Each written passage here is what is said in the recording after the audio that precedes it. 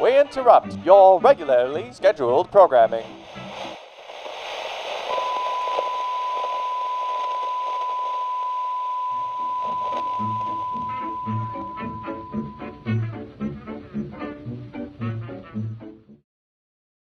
You know, when I was still a pastor, periodically my wife would ask me, "Have you finished for the day?" And my answer was always no.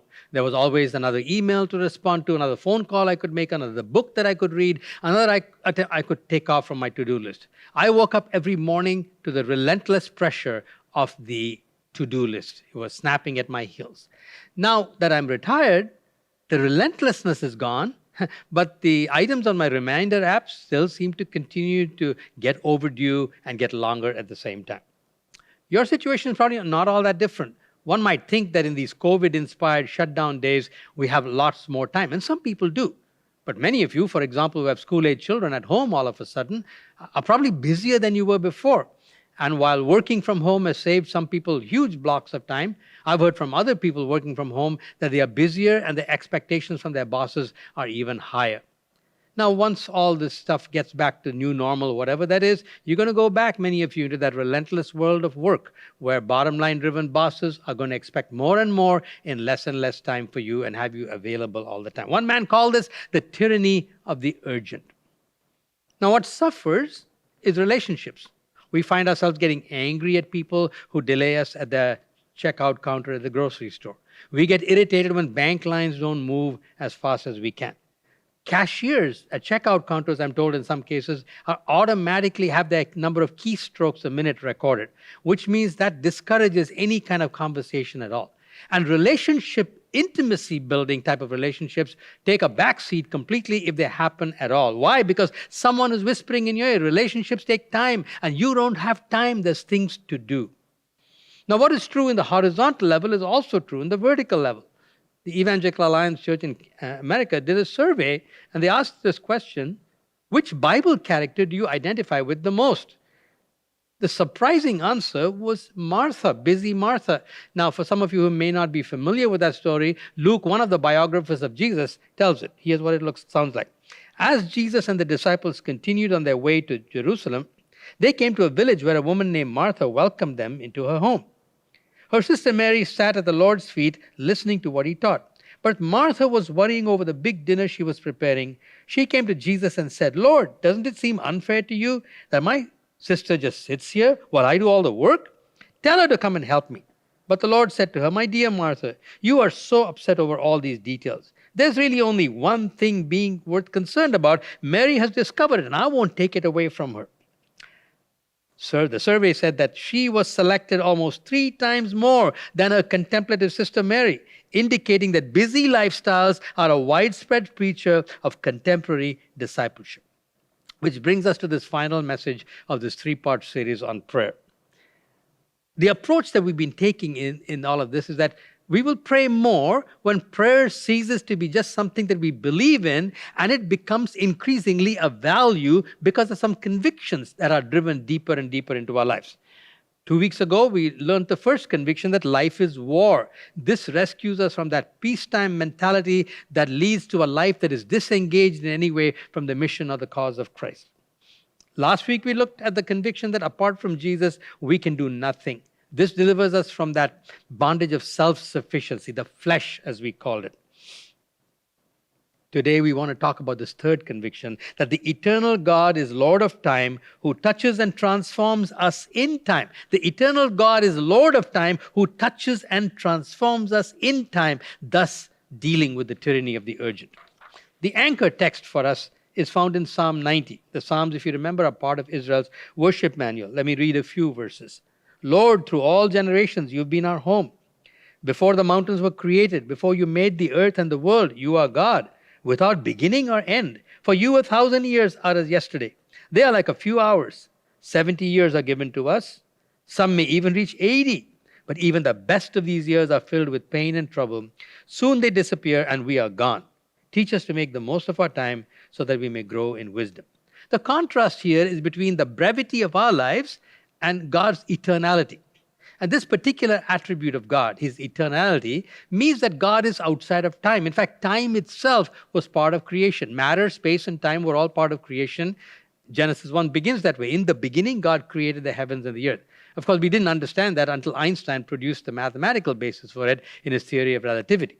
Now, because God is outside of time, something follows inescapably. That hurry and time pressures are logical impossibilities with God. Therefore, when grappling with the tyranny of the urgent, we have two fundamentally different approaches. We can take matters into our own hand and work with frenzied activity to accomplish what we need to get done. Or we can periodically learn to down tools and let the eternal God touch our time with eternity and thus help us to conquer the tyranny of time. Let's go back to that Mary and Martha story. As you read the story, some of you are probably saying, well, that's kind of very unfair of you, Jesus. After all, you were invited into their home, which means a meal was taken for granted in those cultures, which means somebody had to cook the meal. And here was Mary having dumped all the work on Martha, and Jesus seemed to be commending her for that. No, actually, he was not contrasting work with time kind of spent sitting at his feet. Peter SCAZZERO, a man who has written a lot of books on this dimension of our lives, on emotionally healthy spirituality, had one of the most penetrating observations on this that I've read, which really helped me. He said, Martha's problems, however, go beyond her busyness. I suspect that if Martha were to sit at the feet of Jesus, she would still be distracted with everything on her mind. Her inner person is touchy, irritable, and anxious. On the other hand, I suspect that if Mary would help with household chores, she would not be worried or upset. Why? Her inner person has slowed down enough to focus on Jesus and to center her life on him. Our goal is to love God with our whole being, to be consistently conscious of God through our daily life. Whether we are stopped like Mary sitting at the feet of Jesus or actively taking care of the tasks of life. You see, when we down tools to connect with God, the to-do list doesn't get magically short, and we actually have less quantity of time than we had before. Whatever time we spent in God's presence, we lost. But here's the difference. We change, and the change within us spills over into other people's lives. I want to take the rest of the message to illustrate three particular ways in which this has been part of my experience. Not perfectly, but it has continued to increase and even deepen my conviction that prayer will become a value and therefore become actualized in our lives as we really get gripped by this conviction that we need the eternal God to touch and transform us in time. Well, the first thing that happens that I found is that when eternity touches time, he spreads a banquet for our souls. Gordon MacDonald, in his book, Restoring Your Spiritual Passion, tells a story that I've never forgotten from the time I heard it. He talked about a Westerner who went over to Africa for a safari, and he had hired people around him to help him carry all his equipment. And he went to bed the first night absolutely delighted at the amount of progress they had made. And he woke up early the next morning anticipating another day of just moving ahead at the same pace. When to his utter consternation, he found all of the people who were local people sitting down, refusing to move. When through an interpreter he tried to find out what was going on, they said to him, "We went so fast yesterday that we are waiting today for our souls to catch up with our bodies." We are waiting for our souls to catch up with our bodies. When eternity touches time, God does something in our souls so that does not happen. And one of the primary passages of Scripture that has spoken to me and refreshed me for decades now is the 55th chapter of Isaiah. It actually begins with a man or a woman who has been reduced to helplessness, probably tyrannized by this urgency thing that we've been talking about. So it opens with an invitation. "Come, all you who are thirsty, come to the waters. And you who have no money, come buy and eat. Come buy wine and milk without money and without cost." And listen to this question. "Why spend money on what is not bread and your labor on what does not satisfy?" Remember that. Why spend money on what is not bread and your labor on what does not satisfy? Listen to me and eat what is good, and your soul will delight in the richest of fare. Give ear and come to me. Hear me, that your soul may live. Now, bread is what feeds us. Labor that satisfies is fruitful labor. So this verse 2 describes an individual who's found themselves in a point where even though they worked hard, They are satisfied neither at the level of their being and becoming, nor at the level of their doing. The solution is found on either side of this dilemma in verse 2. Why spend money on what is not bread and your labor on what doesn't satisfy? 4 times we are told to come, and 4 times we are told to listen. And the result of that is so that your soul will delight and your soul will live. It's all about that soul, that central inner part of ourselves. Come, listen. So it's not hard work that gets people into that condition of verse 2. Why spend money on what is not bread and your labor on what doesn't satisfy? But rather it is working without stopping to let eternity touch time and for God to fuel our souls. Now this passage ends with a beautiful picture, two beautiful pictures in fact, of what happens when souls get fed in this way. Verse 12 says, you will go out with joy and be led forth in peace. The mountains and hills will burst into song before you, and all the trees of the field will clap their hands. It's a picture not just of joy, but of contagious joy. You will go out with joy, and other people will start clapping their hands. Those natives who were working for this man didn't experience any joy at all. By day 2, they discovered this was going to be a joyless existence. Same thing happens today. When we find ourselves working with or for people who are driven by this bottom line agenda, who are tyrannized by the urgent, then we don't experience any joy. And like those workers in Africa, we might have a temptation just to resign. But if resignation is not an option for a whole bunch of other reasons, we resign ourselves to the situation. We end up feeling used, end up feeling discarded, and worse, we become driven people ourselves because that's what we learned all around us. Joy is the furthest thing from people who are tyrannized by the urgent. But, if eternity can touch time, if we stop to let our souls be fed so that our souls can live, then not only do we have joy, he says others are going to become joyful as well.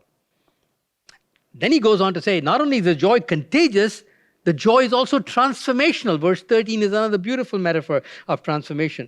Instead of the thorn bush will grow the pine tree, and instead of the briars, the myrtle will grow. This will be for the Lord's renown, for an everlasting sign which will not be destroyed. Now, thorn bushes and briars are pokey and scratchy, whereas myrtles and pine trees are fragrant. So verse 13 is a beautiful picture of transformation where people whose souls are fed in this way by God, they change or are slowly transformed from people who in their character and behavior are pokey and scratchy and irritable to people whose lives are like a fragrance that touches other people and they want to be there with them. Not only that, this transformation is not a temporal one, a short-lived one, sustained by artificial motivations. It is actually progressive and permanent, irreversible, will not be destroyed for an everlasting sign. It is this incredible, stunning transformation of that individual in verse 2, having spent their money on what is not bread and their labor on what doesn't satisfy, who will come and listen so their souls may live, and they end up in this way, people who are joyful with contagious transformational joy. This has freed me often in my life, and hopefully it can free you from the tyranny of the urgent. Here's a second dimension of how this has happened in my life. When eternity touches time, he clarifies and affirms the central calling of my life. Now, how is this related to the tyranny of the urgent? Well, simply in this way. When we know who we are, when our identities have been confirmed, then anxiety decreases very rapidly because we know who we are. And when we are called and know what we are called to do, we find it much easier to say no. But lacking this affirmation of identity and calling, you know what happens? Our identities get wrapped up with what we do. Therefore, anxiety begins to increase. We start saying yes to things we should be saying no to, and we have less time left to do the things that we are really supposed to be doing. I don't need to spell that any further. That's why this is so directly related to the tyranny of the urgent. Let me give you an example of one of the most outstanding ways in which this happened to me. I was in 2017 traveling to Oxford, England, to speak for 2 days, doing 2 4-hour lecture series on spiritual disciplines and preaching at the Oxford Center for Christian Apologetics. I was on the plane and I was getting really nervous and anxious because I was speaking to 25 or 30 of the crop, the creme de la creme, from all over the world, literally, men and women, people who were skilled in their fields. Some of them had PhDs in their fields that I couldn't even understand what they were about. And I was beginning to feel really insecure. What am I going to say to these people, Lord? I don't have the degrees that they have. Anyway, my reading for that day, and I do my Bible reading usually at night. One of the ways in which God feeds my soul, I happened to be reading the first chapter of John's Gospel. John was one of the 4 biographers of Jesus. And he opens with the story of a man named John the Baptist. And if you don't know the story, John was a forerunner of Jesus. He was one of the prophets of God. There hadn't been a prophet in Israel for 400 years. And he was preparing the way he was telling the people to repent, which basically means change your mind. This long-awaited Messiah you love is coming. So there was a delegation of people, religious hierarchy, that was sent to him and said, John, who are you? Now, I don't know about you, but if somebody were to say, who asked you who you are, you could probably say many things. Like I could say, I'm a husband, I'm a father, at that time I was a pastor, I'm retired, I'm a photographer, I'm a Red Sox fan. Sorry about that, guys, I'm a Red Sox fan. Those are all the things that I would normally say I am. What I probably would not say, and I think most of you, I wouldn't begin by saying, I'm not an architect, I'm not an engineer, I'm not a Raptors fan, I'm not this, I'm not that. We wouldn't do that. In fact, it would completely frustrate the people who ask me the question, who are you? But that's exactly what happened to John. When they said to John, who are you? He said, I'm not the Messiah. I'm not this prophet. And in frustration, they exploded. They said, what do you have to say to yourself about yourself? His answer was absolutely surprising. And this is what I was reading in my frame of mind. He said, I'm a voice crying in the wilderness. Now, you know what voices crying in the wilderness are like? Have you ever been to anything that is desert lake-like or large open spaces? You can shout and your voice just gets swallowed up by the vastness. There's no echo, no reverberations, nothing. A voice in the wilderness seems completely helpless to do anything. How could this have been an encouragement to John? Because John was quoting from an Old Testament prophet named Isaiah, one of Israel's greatest prophets. And it was a quotation from there. But the context of that quotation was a man sent by God to preach to a people in exile who had lost all hope. And he said, you are like a voice crying in the wilderness. And then he follows that up with another metaphor. He says, you will be building a highway in this desert area. Your preaching into the wilderness is going to build a highway. And who's going to come along the highway? God himself is going to come. And the people will see the glory of God and they will be encouraged and strengthened. And you can point to God and say, behold, he comes. I thought, why? What an incredible image. Something so weak as the voice crying in the wilderness, building a highway along which the power of God will come and touch people's lives. I changed completely. All hesitation went. I could say to the people, I am not an Oxford graduate. I am not a PhD. Like John, I could say, I am not an expert in these fields. But I am a voice crying in the wilderness. And there are wildernesses in these people's lives that I may not even know anything about. But my teaching is going to build a highway, and Jesus is going to travel along that highway. Do you see that? Do you see the relevance of this? It completely changed my whole attitude and my outlook. Now, this doesn't mean there wasn't work to do. There was lots of work to do in those 8 hours of teaching. But the person doing it had been affirmed in their character, in their calling, and in their identity. And so all anxiety had gone. Now, your calling may be completely different. But this kind of affirmation of who you are, who God has made you to be, and what he's called you to do is going to free you from this kind of tyranny. Because otherwise, I could have tried to be like them and do things that I was never called to do and would probably have really failed. Now, Isaiah 55 takes me to a third dimension as well.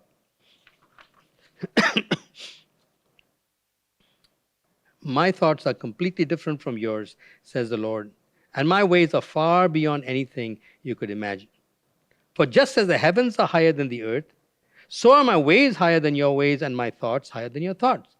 The rain and the snow come down from the heavens and stay on the ground to water the earth. They cause the grain to grow, producing seed for the farmer and bread for the hungry. It is the same with my word. I send it out. It always produces fruit. I will accomplish all I wanted, and it will prosper wherever I send it. I call this the grand exchange. What does he say? My thoughts and my ways are higher than your thoughts and your ways. And in the transformation of, in the exchange of my thoughts and my ways for his thoughts and his ways, again the tyranny of the urgent begins to get tamed by God. I can give you a large picture illustration and what we might think of as a small picture illustration. First, the large picture one. I remember I told you that I had this assignment at that same trip where I experienced the affirmation of my identity and calling.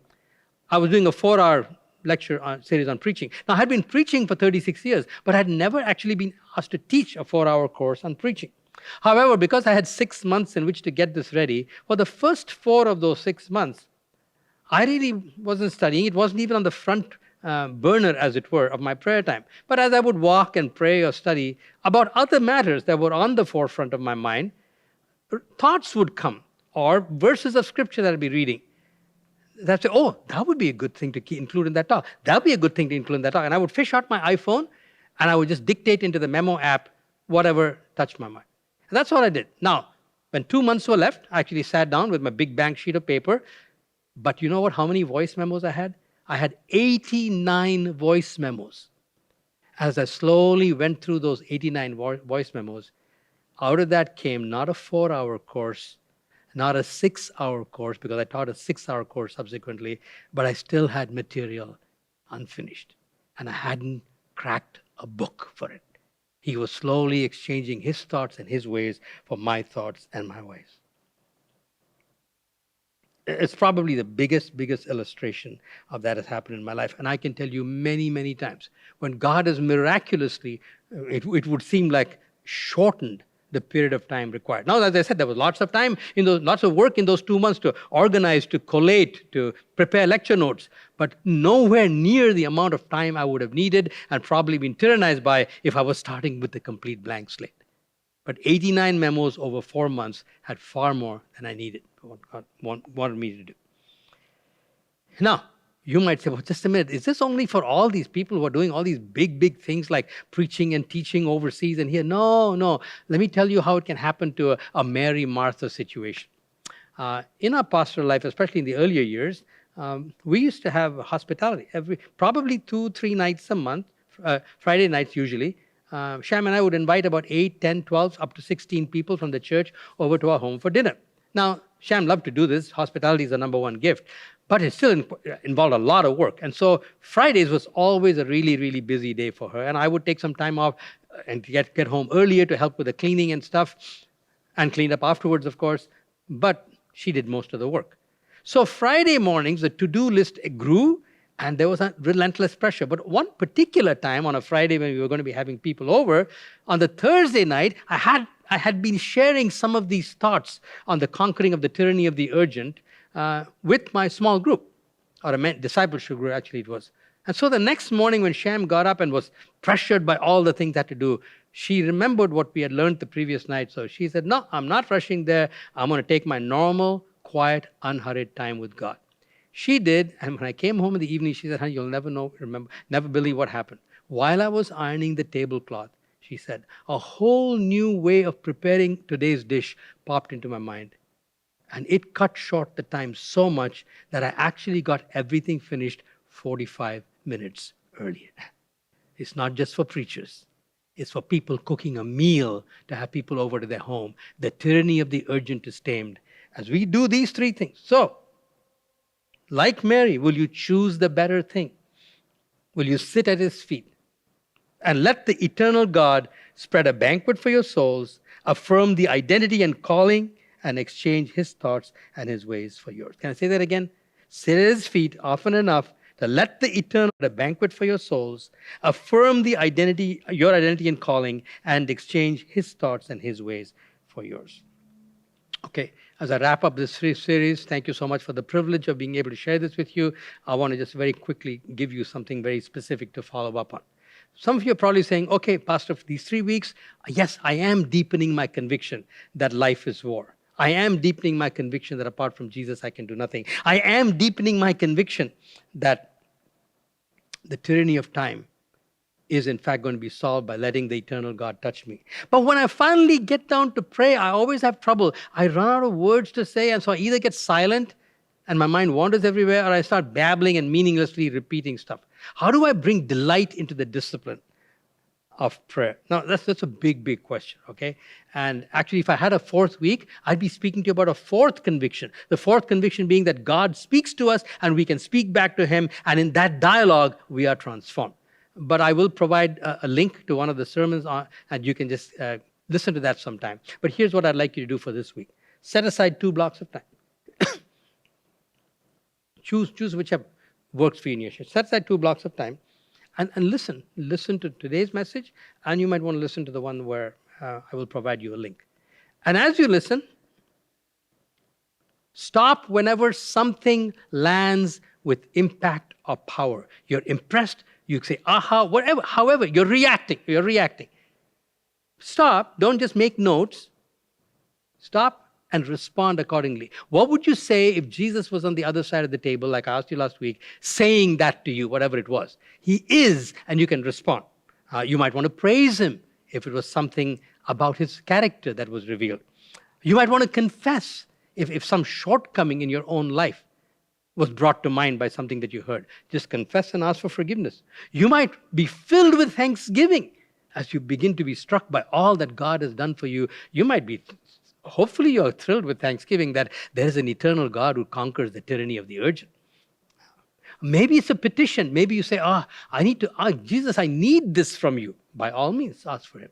Or maybe you say, I know somebody else who needs, and you can pray for them. Any one of these responses will be appropriate. As you begin to do that just for this week, you begin to experience that delight coming into that discipline of prayer. Thank you so much again for this privilege of being able to be with you for these 3 weeks.